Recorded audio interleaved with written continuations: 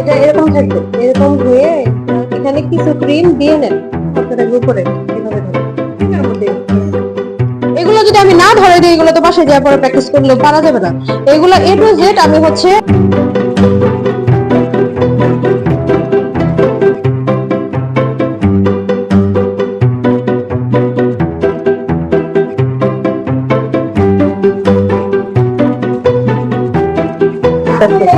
ওকে।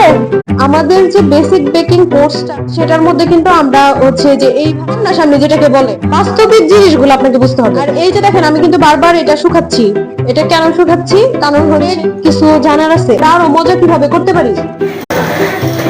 এটা এরকম থাকবে, এরকম ধুয়ে এখানে কিছু ক্রিম দিয়ে নেন হাতের উপরে, এভাবে ধরে এর মধ্যে।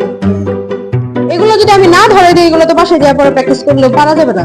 এগুলো এ টু জেড আমি হচ্ছে